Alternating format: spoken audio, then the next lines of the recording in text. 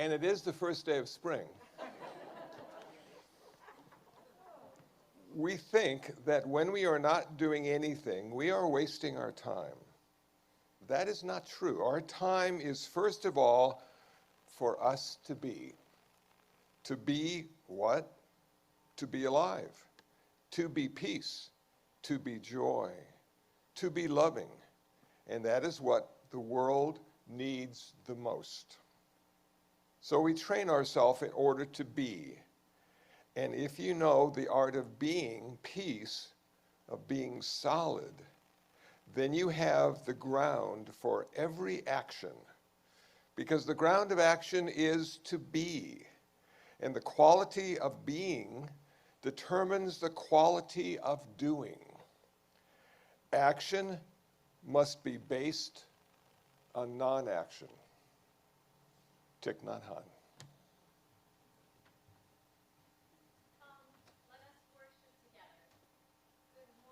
Carolyn Bierke, the music director, and I'd like to welcome you all here and online. Please join me in our opening hymn, Morning Has Broken. The words will be on the screen.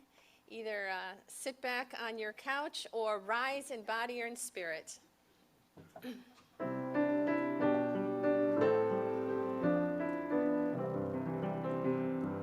Morning has broken like the first morning. Blackbird has spoken like the first bird. Praise for the singing, praise for the morning, praise for them springing fresh from the word. Sweet the rain's new fall, sunlit from heaven, like the first dew fall on the first grass. Praise for the sweetness of the wet garden, sprung in completeness where God's feet pass. Mine is the sunlight, mine is the morning, born of the one light Eden saw play. Praise with elation, praise every morning, God's recreation of the new day.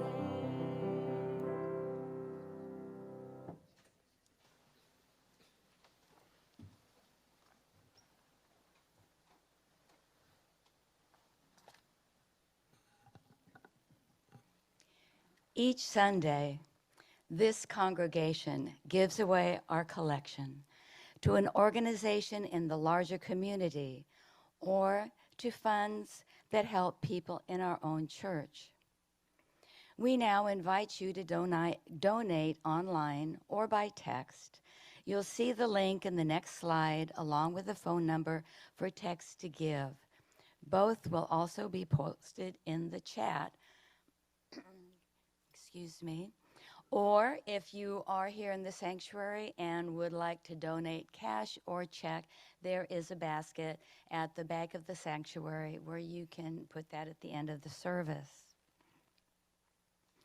Our offering today goes to Buddy Nation to help care for animals of people who are homeless and to partner with other local agencies to get both pets and pet owners back into housing. One recent success came in partnership with many, including our own Moving In program. When we met Carolyn, they say, she had been in and out of homelessness for over 20 years. She had just been released from the hospital due to many chronic lung problems, and she had her 2 little dogs in tow.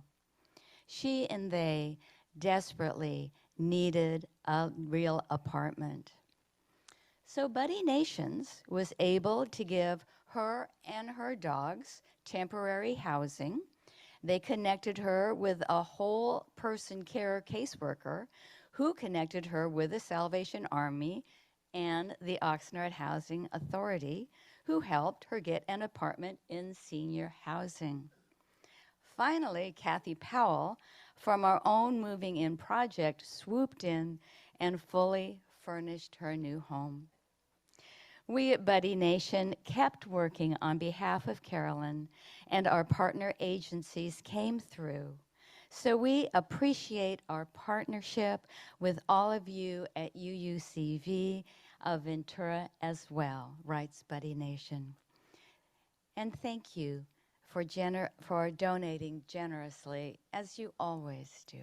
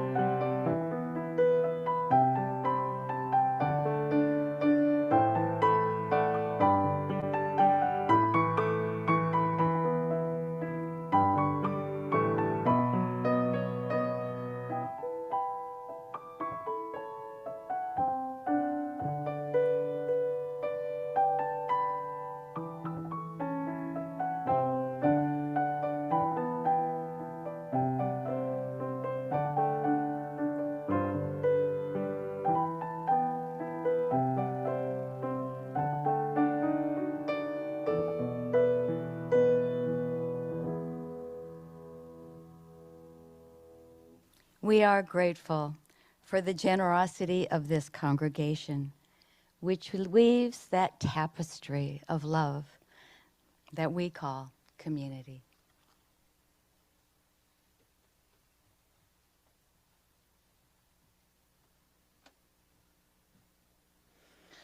Each week, we lift up the joys and sorrows that have been shared with our community. Thank you. There are two ways to submit a joy or sorrow. From a link on the website, uuventura.org, or a link in our Thursday email bulletin, UUCV This Week. I invite you now to speak aloud or in your heart or write into the chat the names of those you wish to celebrate or memorialize, or those who may need the loving embrace of this community. By invoking their names, even when we may not hear them, you bring them into this circle of caring that we call community.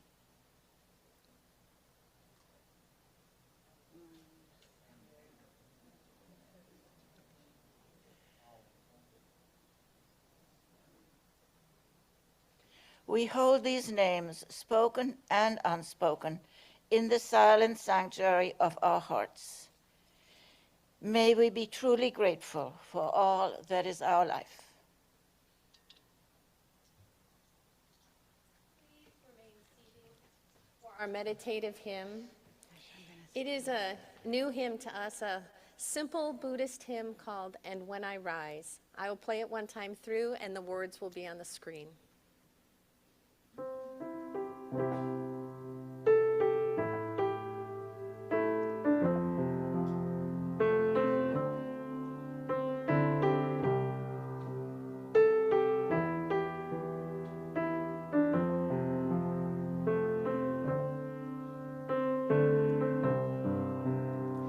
And when I rise, let me rise like a bird joyfully. And when I fall, let me fall like a leaf gracefully without regrets. And when I stand, let me stand like a tree, strong and tall. And when I lie, let me lie like a lake, peacefully calm and still. And when I work, let me work like a bee, wholeheartedly. And when I play, let me play like a breeze, refreshingly light and clear.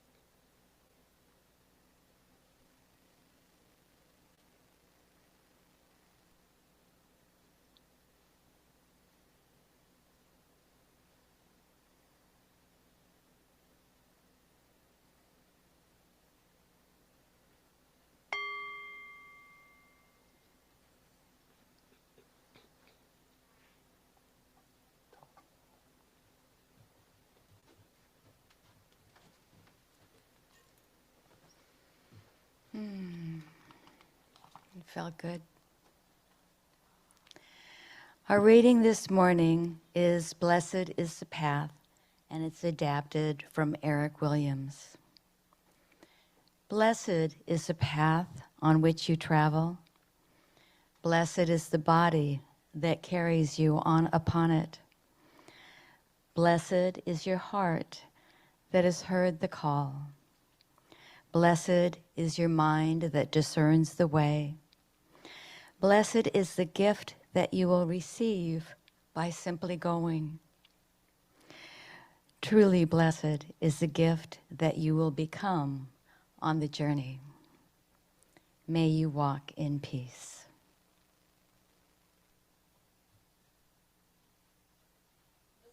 Music is called Minute of Silence. The lyrics are in English and Spanish and are about how music is made up of sound and silence, and how after the music there is peace. At the end of the song, we will have a full minute of collective silence, and in this minute, an opportunity to reflect on peace.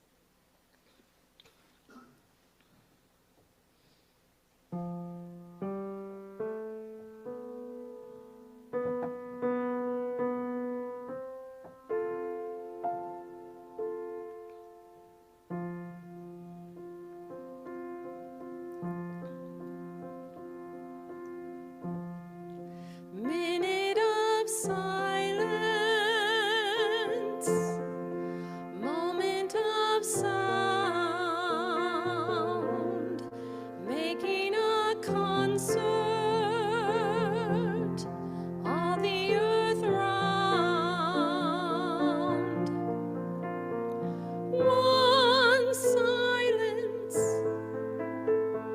made in every nation. One sound, life in celebration.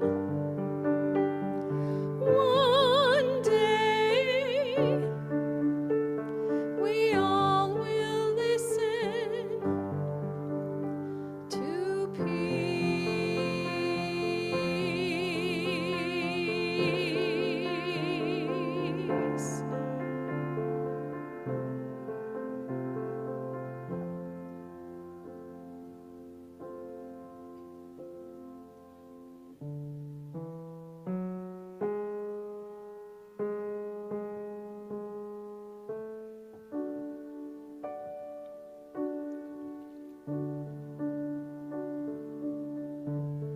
Minuto de silencio, momento de sonido, haciendo un concierto por todo el mundo. Un silencio junto a las naciones, un sonido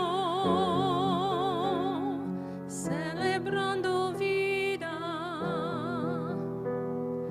un día escucharemos a la paz.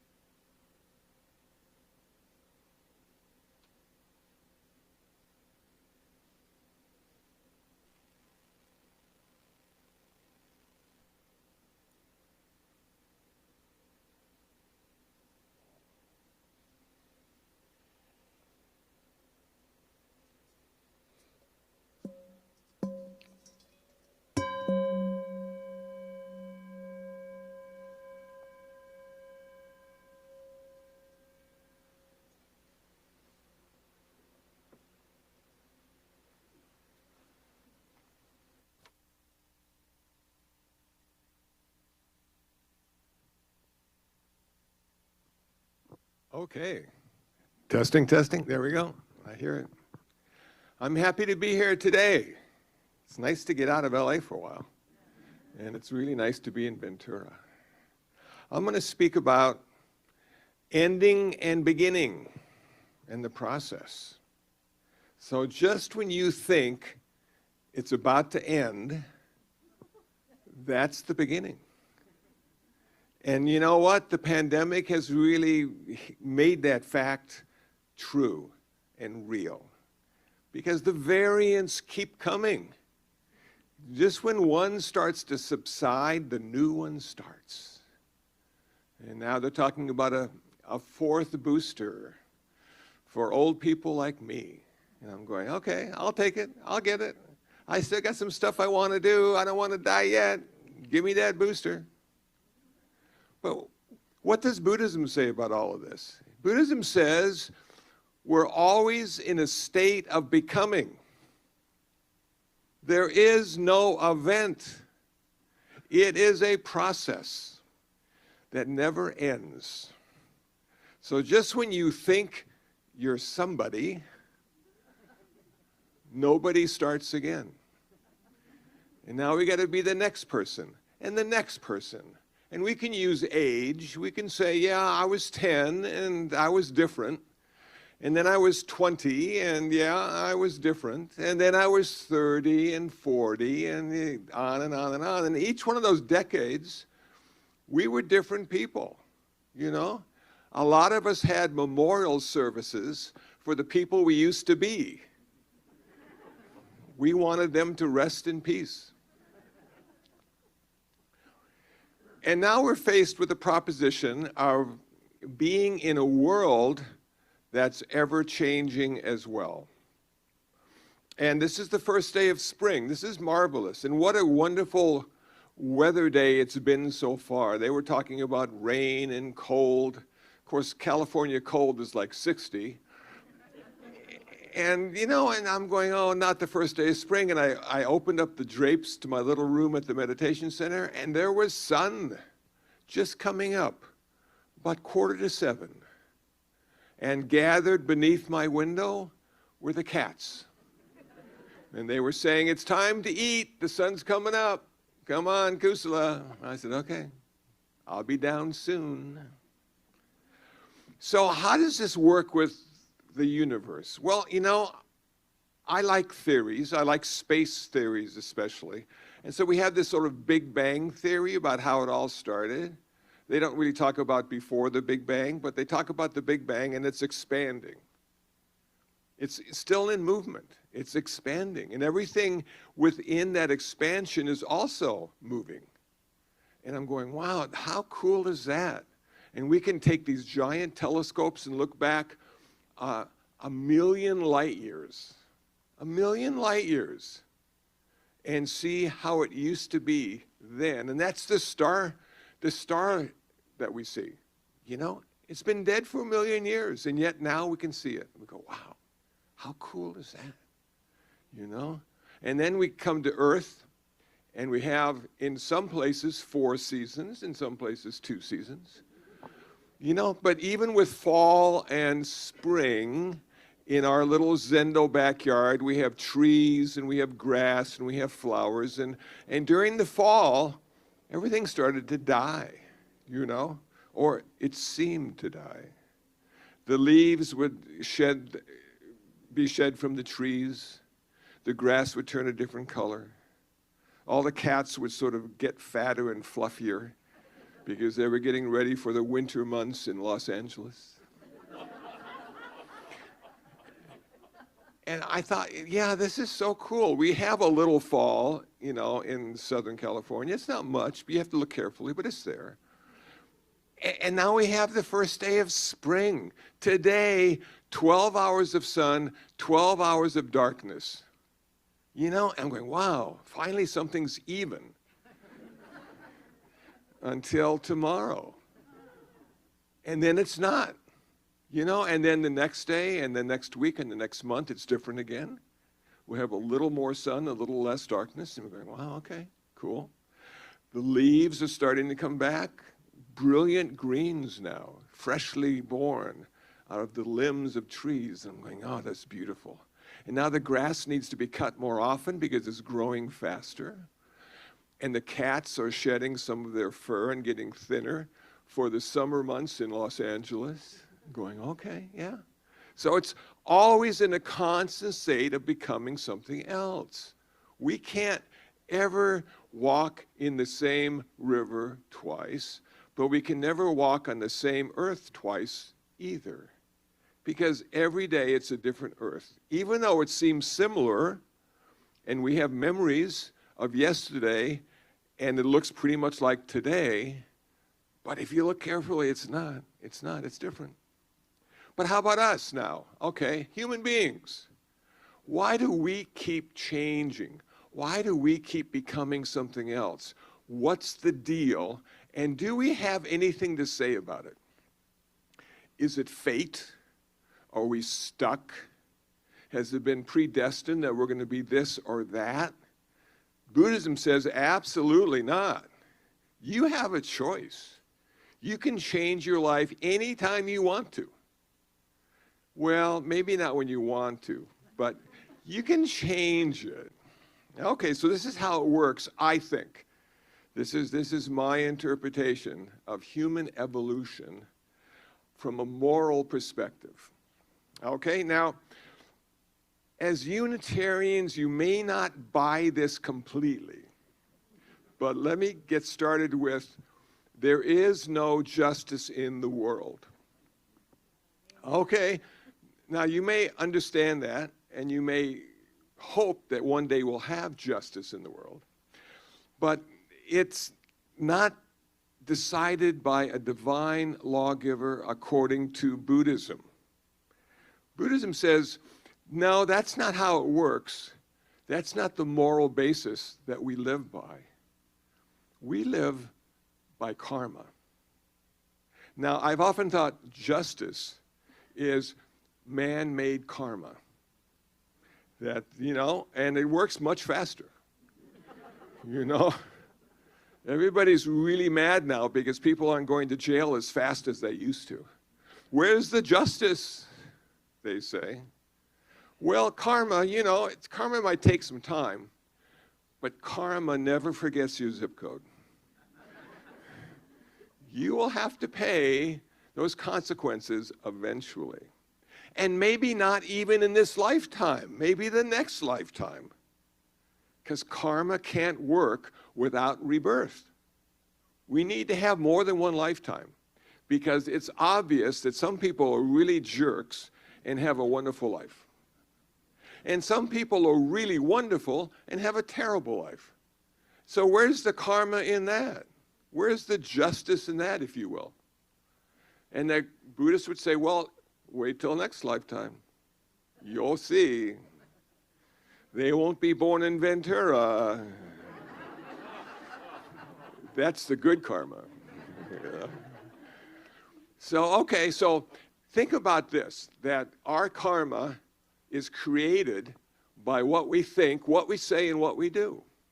And everything we think, say, and do has a consequence. Okay? And because we're alive, we think a lot, we say a lot, and we do a lot. Okay, so this karma and consequence is the driving mechanism of the change in our life.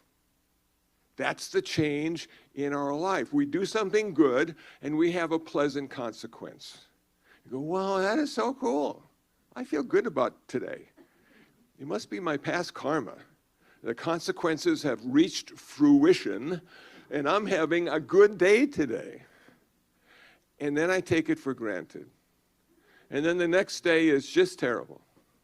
I can't find my car keys. Where's that can of cat food that I opened yesterday? I can smell it, but I can't find it. What am I going to do?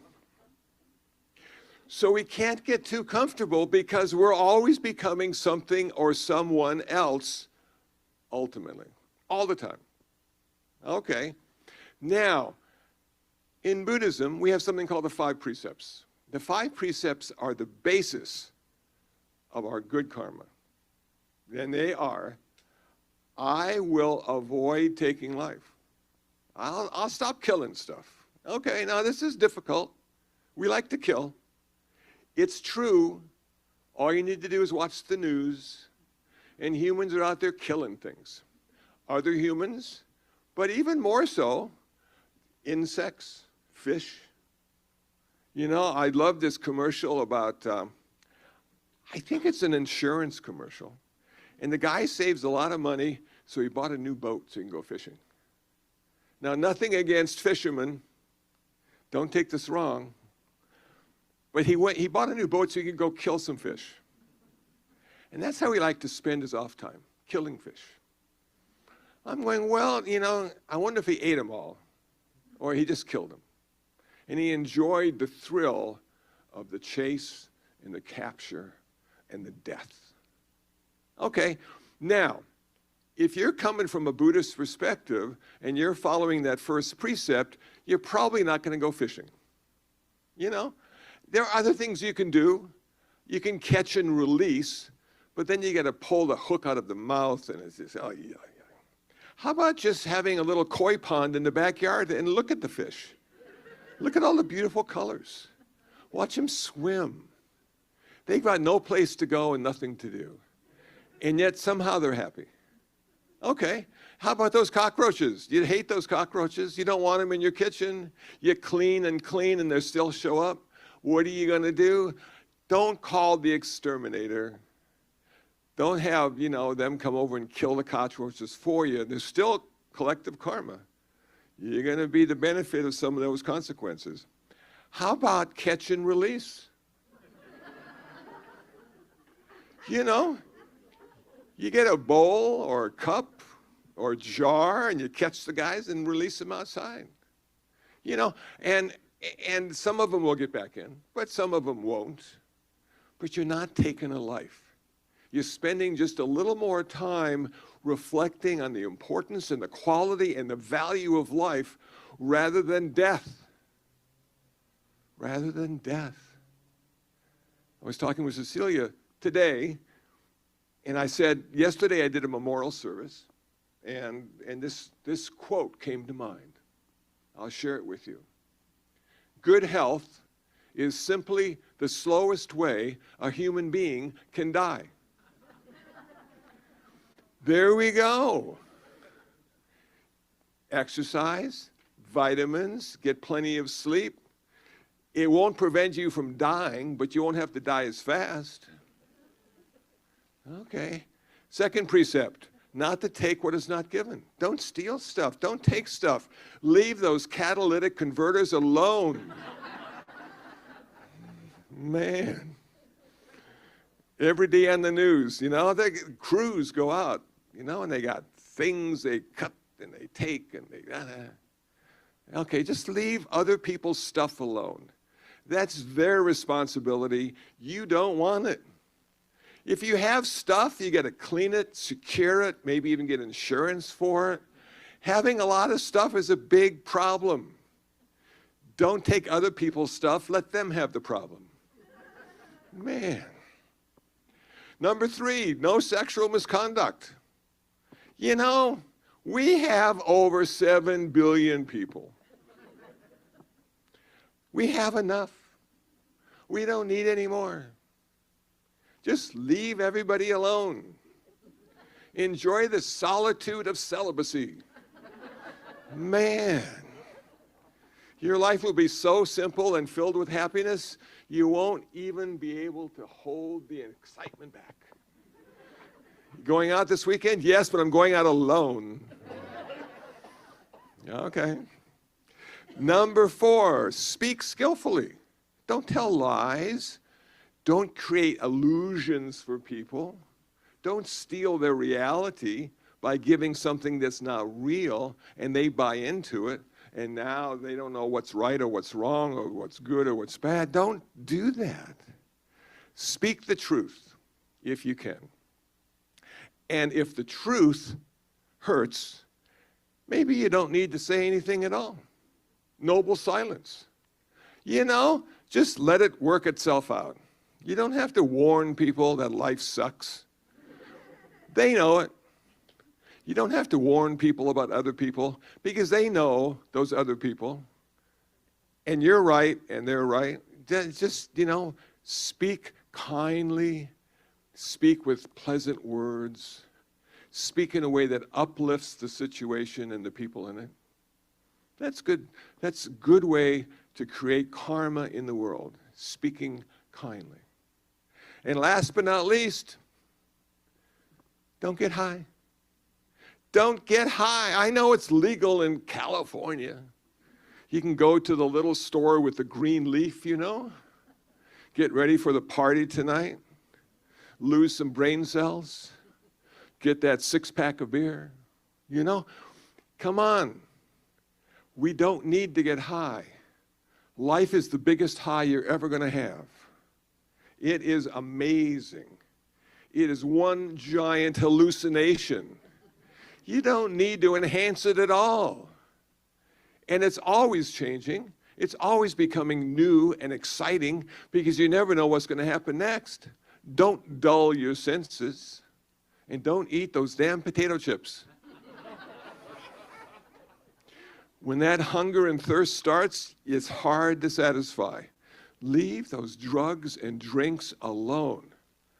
Sobriety, reality, understanding the world, even in your own personal deluded way, is better than understanding the world when you're high. And if you went to UCLA and you got a master's degree and you drank too much, you lost everything you tried to get in school. You become really stupid and dumb. Can't even hold a good conversation or make an appropriate sentence. UCLA graduate. Have you ever been around a bunch of drunk people and tried to listen to them? Oh, man. I had a friend, and she said to me during lunch, "It's so nice to have an intelligent conversation." I miss that so much. And it is. Most of the conversations aren't necessarily intelligent. So I dumb them down even more. Okay. So those 5 precepts allow us to create karma in what we think, what we say, and what we do in a good way. So the Buddha said, you can tell if you have good karma or a good life by how much suffering you're experiencing. That's our reference point. We don't go by good and bad. That's so arbitrary. You know what I mean? Last year, a good price for gas. And this year, a good price for gas. Man. And that's in 1 year. And back in the 70s, some of you were around in the 70s, I can tell. We had an oil shortage. We changed the speed limit to 55. You bought gas with your license plate, odds and evens. You were in line and got 10 gallons. And now you're just paying a whole lot of money. Okay, so what is right today may not be right next week, next month, next year. Everything changes. We have lawmakers in Sacramento who decide for us at some level what is right and what is wrong. Okay. And then we have biblical interpretations of what is right and what is wrong. Okay. We have the 5 precepts in Buddhism, what is right and what is wrong. Okay. So what a Buddhist says is, a Buddhist would say not right, not wrong. We would say skillful, unskillful. Skillful, less suffering. Unskillful, more suffering. Okay. So what would be skillful? Generosity, compassion, wisdom. Interpreting your experience in this world through those windows. What would be unskillful? It would be greed, hatred, and delusion. Delusion, no way, yes. You don't see the world the way it really is. Through nature and nurture, you have been created to see the world in a specific way so you can live with other people in a particular place on earth, territory, city, state, country. Okay, yeah, okay. And we think that that's normal, that everybody does it that way. And they don't, do they? Everybody has their own way of looking at things, and they don't know where that came from, necessarily. You know, maybe they were good in school. Maybe a lot of that came from school. Or maybe from the parents and family. Peer pressure. You know, you don't know. So, I hear music. So what I'm saying now is we have the world that's ever-changing. We're ever-changing, and one of the contributing factors to our change is karma and the consequence of our karma. So karma is what you do. The consequence is called the vipaka in Pali, canonical language of early Buddhism, cause and consequence. And this is like the motor. This just drives us.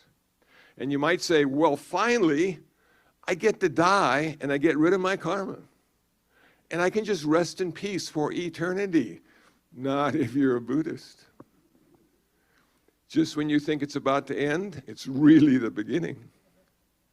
So what happens to your karma? It migrates to the next lifetime.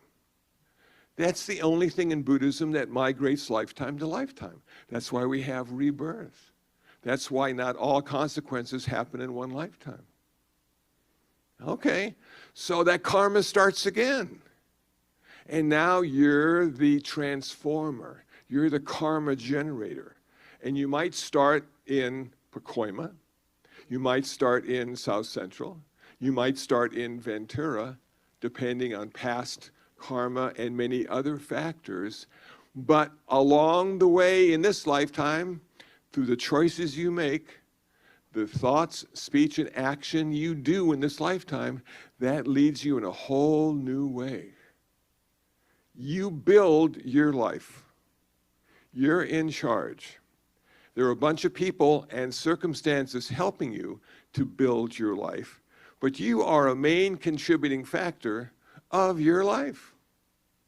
And I know we don't want to take responsibility or have accountability. It's not my fault. I didn't mean to do it. They made me do it. It's their fault. Karma says, no, man, it's not their fault. You're the guy. It's your fault, and you're going to have to pay the consequences. You go, okay. How bad can it be? Lifetimes, man, lifetimes. So when we think it's about to end, it's really starting. And this is the joy of life, because we never know what's going to happen next. We think we do. We think we figured it out. We look back in the old days and say, well, it can't happen that way ever again, can it? You know? And you say, well, haven't we had enough wars? Yeah. I was born during the Korean War. I was drafted. Didn't have to go, but I was drafted during the Vietnam War. We've had a few wars since Vietnam. And now we have another one. And you think to yourself, well, can't we learn from our past mistakes? And apparently we can't. Apparently we don't live long enough. Because just when we figured out that war is bad, we all die, and then the next generation comes up and says, hey, let's have a war. You know? Let's be men and women and have a war. And then those folks realize that war is no good, but they die. And that knowledge is lost, and then the next generation has to regain the knowledge and use it in a skillful, wholesome way to create less suffering rather than more suffering. So what are the chances of that ever happening? I don't know. I'm hopeful, only because it's probably better to be hopeful than not. So I'm hopeful that we'll figure it out one day. But the savior in all of this, if you will, is the change. Because every time it changes, we have a chance to do something different. Thank you for listening. I appreciate your time.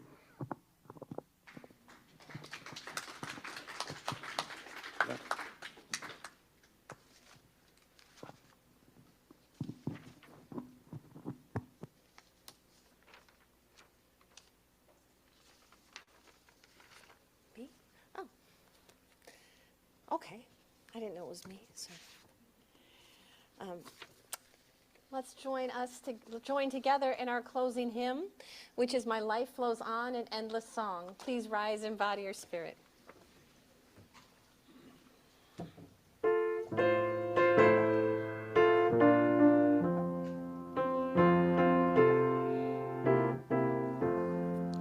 My life flows on in endless song, above earth's lamentation.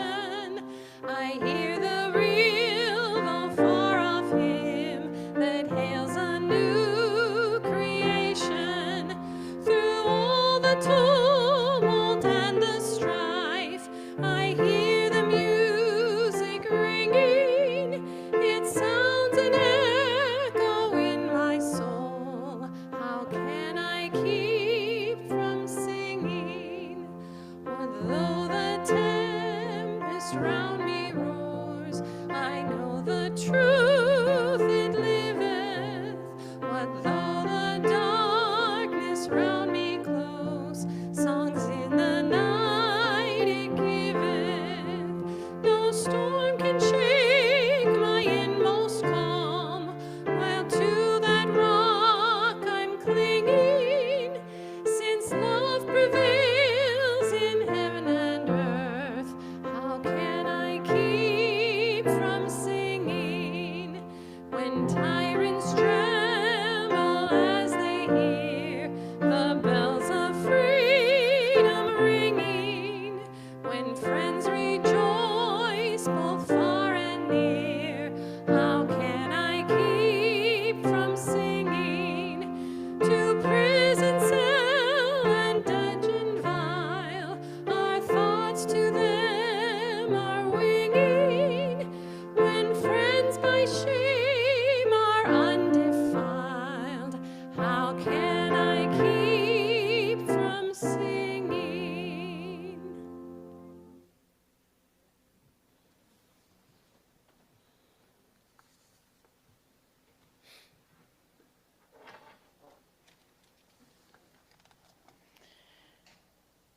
Please join me in reading the words on the screen. Then join us in extinguishing your chalices at home. We extinguish this flame, but not the light of truth, the warmth of community, or the fire of commitment. Those we carry into our lives until we are together again. May those of us who have come together today in mind and body be happy, peaceful, and free from suffering. May no harm come to us. May no difficulties come to us. May no problems come to us. May we always find fulfillment. May we also have patience, courage, understanding, and determination to meet and overcome the inevitable difficulties, problems, and failures in life. Thank you.